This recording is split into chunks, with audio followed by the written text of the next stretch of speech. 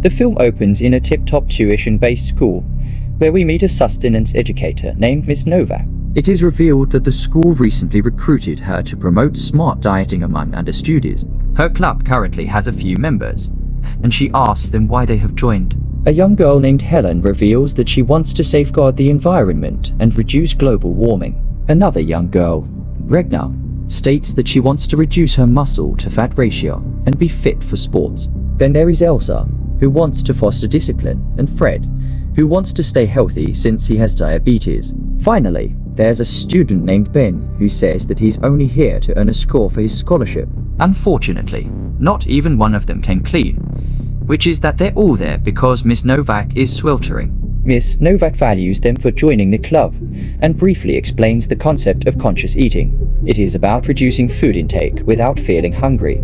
She explains that the human body requires less food than is usually believed and discusses the advantages of eating less. Miss Novak then shows them a breathing activity that will help them appreciate ingredients and eat more mindfully. The understudies practice this activity and quickly feel a change in their mood and appetite.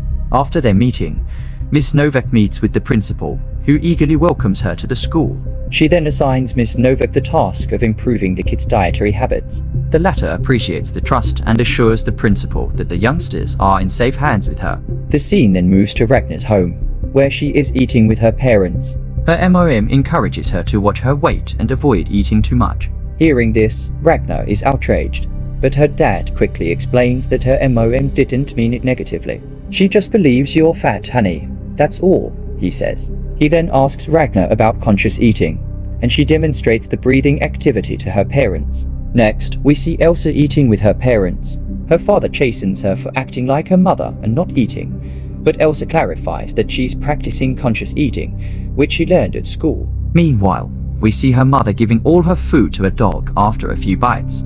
Elsa races to the bathroom and spews what she just ate. Her mother catches her in the act but doesn't say anything and leaves. Elsewhere, at school, Fred is having lunch alone when Miss Novak approaches him. She then leads him into her office, where there is a small shrine. The two sit in front of the shrine and practice mental activities together to develop mindful dietary habits. Pray with me, Fred. Pray to the Lord of Bulimia. During the next club meeting, Fred discusses how he's been eating less lately, which has resulted in a significant increase in his energy levels. He mentions that the change has also allowed him to reduce his insulin dose. Miss Novak is very pleased to hear this and explains that while fasting, the body undergoes a process called autophagy. During this process, the body uses its own cells for energy, which she describes as highly beneficial. She emphasizes that autophagy can reduce fatigue, heal illness, and potentially extend life by 10 to 20 years. The scene then cuts to Elsa, who is studying in the library. Miss Novak approaches her, and the two take a walk together. During this time, the educator praises Elsa on her strong willpower and ability to control her body. Elsa admits that she wishes there was no food in her body at all, but her dad compels her to eat. In response, Miss Novak explains that society doesn't tolerate those who don't eat because it scares people. She elaborates that most people are unaware of their abilities and falsely believe that they need to eat regularly to survive. In another scene, Helen, Elsa, and Ragnar sit down to have potato wedges for lunch. Helen and Elsa eat only one piece each, but Ragnar can't control herself and eats 3 pieces. Oh dear. She feels guilty afterward and goes to the restroom to vomit the food. Her friends chastise her for lacking restraint, and she apologizes. Later, Ragnar goes to Miss Novak and expresses her guilt for overindulging. The educator reassures her that it's normal to waver sometimes and gives her herbal tea to help suppress her appetite. In the following scene, Fred is talking with his parents, who live in another country. He misses them a lot and asks if he can come visit. However, they quickly deny and insist that he finish school first. Irritated, Fred hangs up the phone and heads to his dance practice, but he can't concentrate. His dance teacher notices something is wrong and asks what happened, but Fred doesn't answer. Instead, he goes to Miss Novak and tells her how his parents don't seem to care about him. The instructor feels genuinely bad for the kid, so she assures him that he's not alone. Food is my friend. Oh, food is the enemy. The next day, she meets with the principal, who inquires about her progress with the understudies. Miss Novak responds that everyone is doing well except for Ben, who appears to be defiant. The principal reveals that Ben is one of their brightest students and has applied for a full scholarship. She also mentions that he has a single mother and that his father died some time ago. Miss Novak understands the situation, but won't allow him the scholarship score until he makes progress. Later, the principal summons Ben and has a conversation with him. She asks him to take the new nutrition class seriously, or else he will risk losing his scholarship. Later in class, Miss Novak asks Ben why he has not been following her advice to eat more mindfully. He answers that he fears he won't be able to focus on his studies. But Miss Novak assures him that this is just a myth and that the truth is quite the opposite. After hearing this, Ben finally reveals that he doesn't want to disappoint his mother, who tries hard to cook for him. Miss Novak then gives him a speech on how he should stop living just to please others. He should also focus more on himself rather than living up to his mother's expectations. Surprisingly, Ben is moved by her words and vows to change his dietary habits from here on. In the next scene, Ben is at home where his mother prepares a delicious steak for him. When he hesitates to eat, she explains that he shouldn't starve himself just for a scholarship. Mother suggests that maybe he could go to another school instead.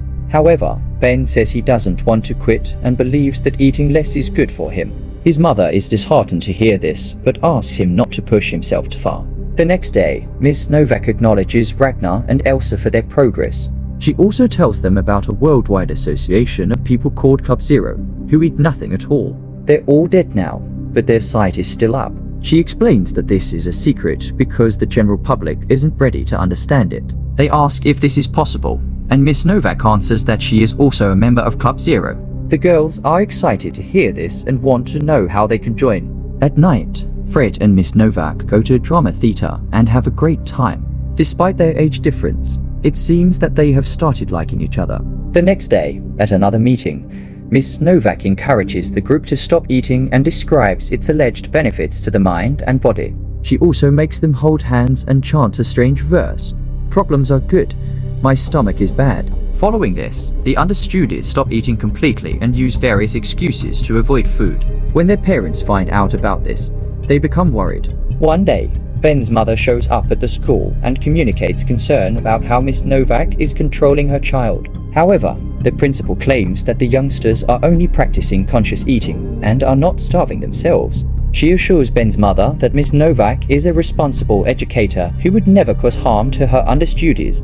After their discussion, the principal visits the cafeteria to check on the students. Ben and his companions pretend to be happy before her and continue to play with their food as if they're eating. The principal leaves feeling relieved, unaware that her understudies later throw their food in the trash. One morning, Ben tries to wake up Fred only to find him unconscious. He immediately contacts the authorities and Fred is taken to the hospital. It turns out he quit taking his insulin, which has worsened his diabetes.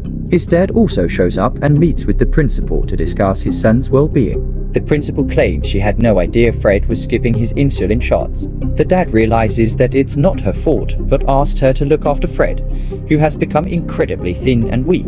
In the following scene, the dance educator informs the principal that he saw Miss Novak out on a date with Fred. He says that if Fred's parents find out, it will be a huge scandal.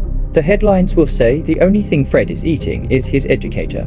Later, the school holds a faculty conference, and everyone agrees that it's inappropriate for an educator to meet a student in private outside of school. They also discuss how the youngsters seem to have developed dietary issues since Miss Novak arrived. They then make a collective decision to remove her from the school before the situation worsens. Subsequently, the principal meets with Miss Novak and dismisses her from her position due to her involvement with a student. The latter doesn't attempt to defend herself and simply leaves. Out of frustration, she then proceeds to her sanctuary and addresses it as an almighty mother. Miss Novak blames the almighty mother for abandoning her. She states that she doesn't want to give up as she is very close to her goal. Thereafter, Miss Novak meets with Fred and asks if he still trusts her. When he answers with a yes, she suddenly kisses him. The scene then moves to Elsa's home, where she is pretending to cut her food intake to avoid eating. Her MOM has also been sneaking food to the dog again. Seeing this, her dad gets angry and forces Elsa to eat a piece of sausage. Eat the sausage, honey. Come on now. She reluctantly complies, but soon races to the restroom to vomit. On the other hand, we see Ben and Ragnar in their homes, both refusing to eat. The next morning, Elsa's parents bring her lunch, but she continues to give a speech about overconsumption. She claims that the human body doesn't need food and that she can survive solely on her willpower. When her parents continue to insist, she finally eats some food, but suddenly vomits everything and eats it again, much to her parents' disdain. Later, the parents of these conditioned kids gather to discuss the situation. They consider calling Miss Novak, because she's the only person who can convince the kids to change their minds. Ben's MOM is against this, knowing how manipulative that woman is. The others understand her concerns, but they are also worried that if their children don't start eating soon, they will die. After some time, the parents drop their children off at Miss Novak's home. Smart idea. Only Fred, Ben, Ragnar, and Elsa have shown up, as Helen is on holiday in Switzerland. All of them appear extremely weak and pale, but they begin to ramble about how great and powerful they feel. Miss Novak praises their actions and informs them that they are now ready to join Club Zero, where they will live an everlasting life. She states that they are free and will no longer be subjected to societal or parental constraints.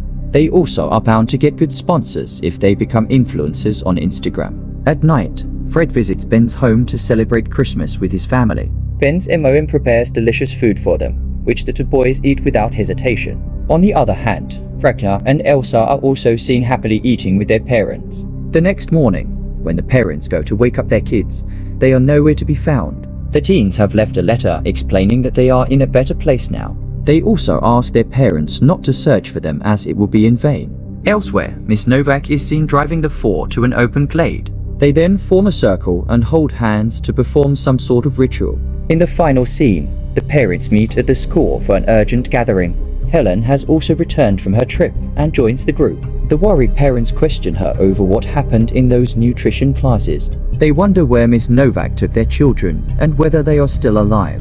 Helen, who is loyal to her educator, informs the parents that they will die. The film closes as she stares straight at the camera and declares that they can be saved, but they need to have faith.